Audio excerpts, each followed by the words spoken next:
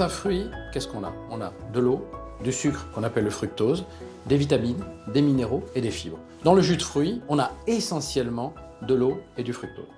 Lorsque vous allez avaler ce fructose, il y a un seul organe qui va s'en occuper, c'est le foie.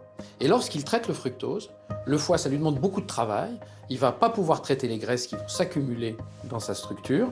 Donc ce qui se passe, c'est que si on avale du fructose en grande quantité, si on boit beaucoup de jus de fruits, le foie va se retrouver bloqué, il va commencer à faire du gras, il va plus métaboliser les hormones et particulièrement l'insuline, et donc le surpoids va apparaître, et aussi ce qu'on appelle la résistance à l'insuline, qui est la porte ouverte au diabète de type 2.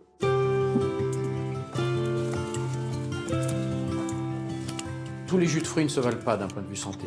Bien entendu, le meilleur, c'est celui que vous faites à la maison le matin quand vous pressez vos oranges. En sachant quand même que dans l'orange pressée, vous allez avoir du sucre, mais aussi des vitamines et de l'eau. Cela étant, vous n'avez pas les fibres. Et rappelez-vous qu'une orange, c'est 2 morceaux de sucre. Donc si vous mettez 2 oranges, vous en avez 4. Si vous mettez 3 oranges, vous avez 6 morceaux de sucre.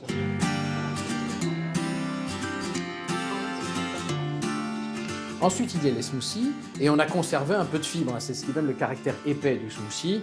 Mais le problème, c'est que dans le smoothie, on boit des quantités supérieures. Le verre est plus grand.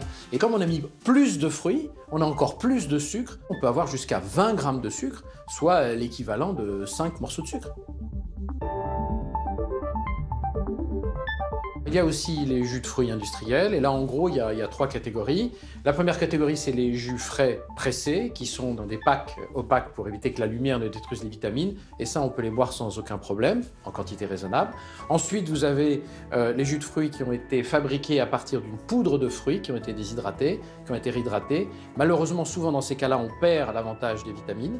Et la troisième catégorie, ce sont ceux où on a ajouté du sucre. Et là, je ne recommande pas parce qu'il y a déjà le fructose du fruit et puis en plus, on rajoute du saccharose pour le rendre encore plus sucré.